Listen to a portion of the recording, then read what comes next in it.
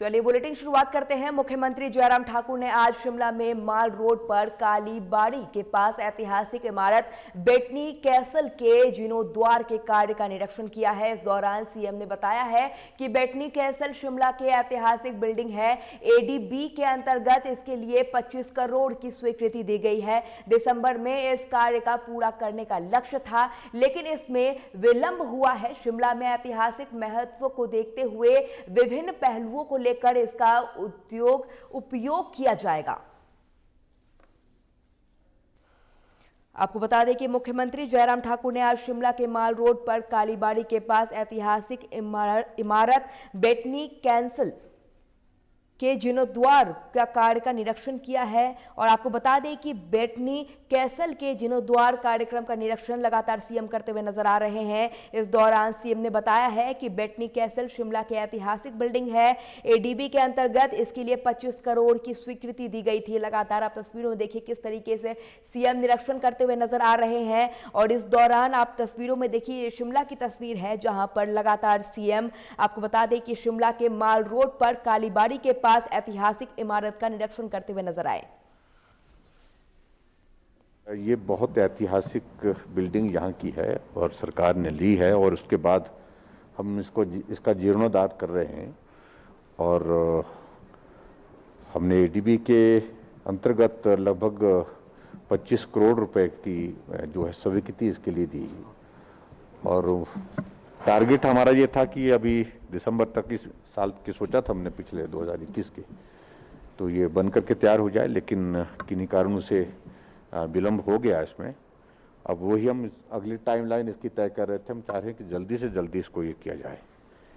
एक तो इसमें बहुत सारी चीज़ों को लेकर के आने वाले समय में क्या क्या करना हो, उन सारी चीज़ों को लेकर के तो विचार होगा ही, लेकिन शिमला के ऐतिहासिक कुछ पहलुओं पर लाइट एंड साउंड का एक शो का एक प्रोविज़न यहाँ इसके अंतर्गत करने का भी हमने प्लान किया था। उसके लिए चीज़ें कुछ आगे बढ़ी भी हैं। और आज तो विशेष तौर से इसको हम यही देखने आए कि हम इसका अगर जल्दी से जल्दी इसको हम कब तक तैयार कर सकते हैं, उसके लिए टाइमलाइन क्या हो सकती है। तो इसी बात को लेकर के मैं कहा एक बार जा करके हम इसको फिजिकली देख करके आए कि भाई यहाँ किस तरह से काम चल रहा है। राष्ट्रीय अध्यक्ष जगत प्रकाश नड्डा और आपको बता दें कि प्रदेश अध्यक्ष सुरेश कश्यप के आह्वान पर कार्यक्रम का आयोजित किया गया है। नमो ऐप के माध्यम से डोनेशन हुए हैं। वे डोनेशन को बढ़ावा देने के लिए प्रधानमंत्री नरेंद्र मोदी, राष्ट्रीय अध्यक्ष जेपी नड्डा, प्रदेश अध्यक्ष सुरेश कश्यप, मुख्यमंत्री जयराम ठाकुर, पूर्व मुख्यमंत्री प्रोफेसर प्रेम कुमार धूमल, आपको बता दें कि मंत्री सुरेश भारद्वाज ने भी 1,000 रुपए का दान दिया है।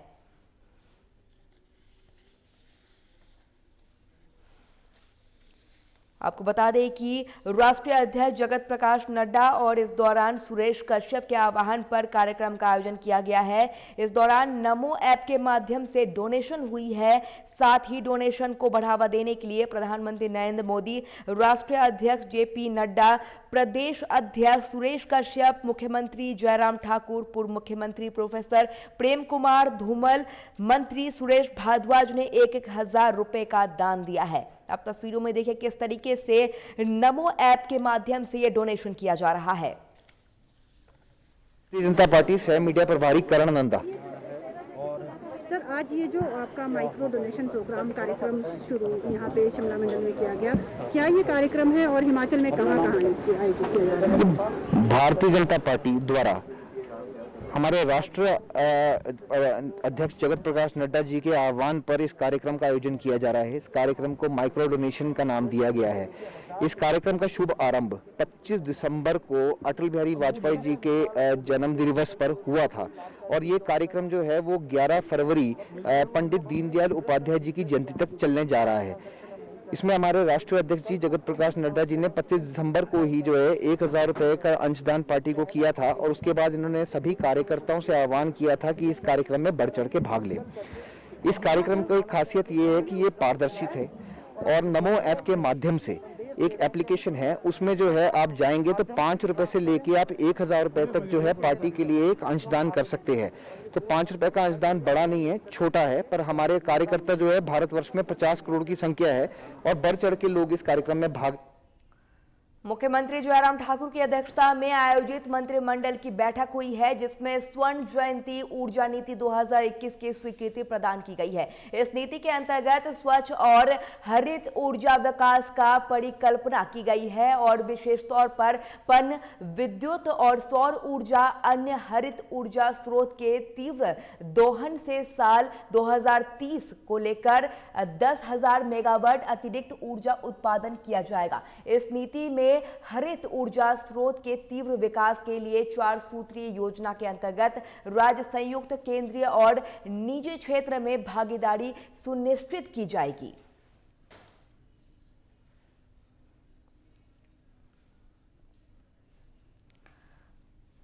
और आप देखिए किस तरीके से ये बैठक हुई है और इस दौरान मुख्यमंत्री जयराम ठाकुर खुद मौजूद रहे हैं। इस बैठक में उनकी अध्यक्षता में मंत्रिमंडल की यह बैठक हुई है, जिसमें स्वर्ण जयंती ऊर्जा नीति 2021 को स्वीकृति प्रदान की गई है और इस नीति के अंतर्गत स्वच्छ और हरित ऊर्जा विकास की परिकल्पना की गई है। साथ ही विशेष तौर पर पन विद्युत, सौर ऊर्जा और अन्य हरित ऊर्जा स्रोत के तीव्र दोहन साल 2030 तक 10,000 मेगावाट अंतर्गत ऊर्जा उत्पाद किया जाएगा, ये फैसला लिया गया है। आप देखिए किस तरीके से बैठक हुई है। इस दौरान मुख्यमंत्री जयराम ठाकुर खुद मौजूद रहे हैं इस बैठक में।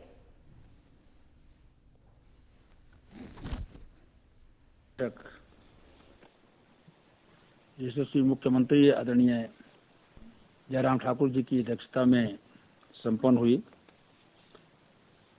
जिसमें प्रदेश की स्वर्ण जयंती एनर्जी पॉलिसी 2021 बन गई थी 21 के नाम से, जो है आज इसकी स्वीकृति मंत्रिमंडल द्वारा दी गई है।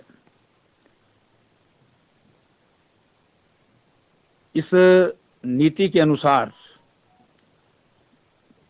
जो है वो जो ज्यादा एम्फेसिस है उसमें क्लीन और ग्रीन एनर्जी के विकास के लिए जो है वो निर्णय लिया गया है।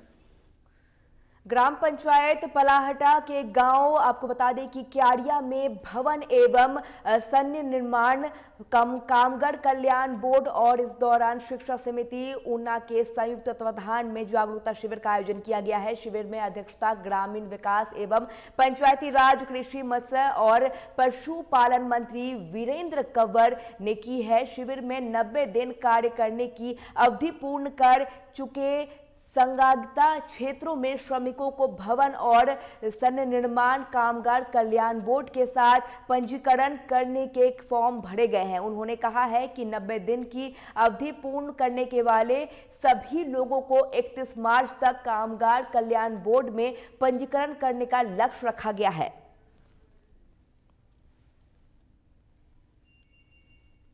श्रमिक विभाग के द्वारा जो था वो एक जागरूकता शिविर का आयोजन किया गया, जिसमें प्रदेश के माननीय उपाध्यक्ष डॉक्टर राकेश शर्मा जी यहाँ पर आए थे।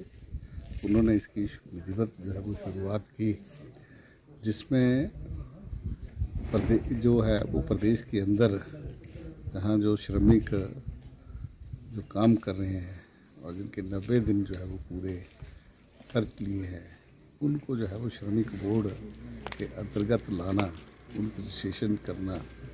और साथ में ऐसे बहुत सारे लेबरर्स हैं, ऐसे बहुत सारे लोग हैं जो अनऑर्गेनाइज्ड सेक्टर में जो है वो काम कर रहे हैं, जैसे कोई मिस्त्री का काम कर रहा है, कोई बेलदार का काम कर रहा है। ऐसे लोगों को श्रमिक बोर्ड के अंतर्गत रजिस्टर्ड करके जो है वो उसकी योजनाओं को लाभ देना, ये बोर्ड की जो है वो प्राथमिकता है।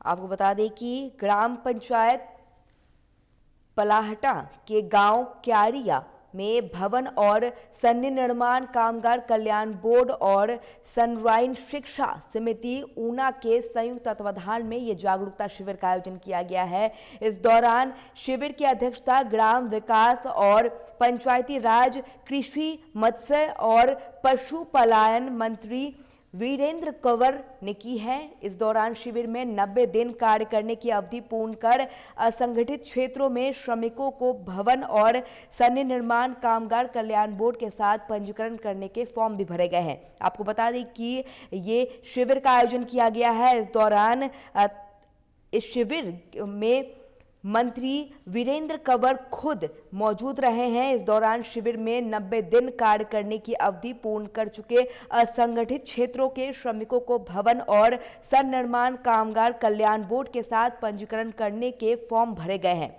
उन्होंने इस दौरान कहा है कि 90 दिन की अवधि पूर्ण करने वाले सभी लोगों को 31 मार्च तक कामगार कल्याण बोर्ड में पंजीकरण कराने का लक्ष्य रखा गया है।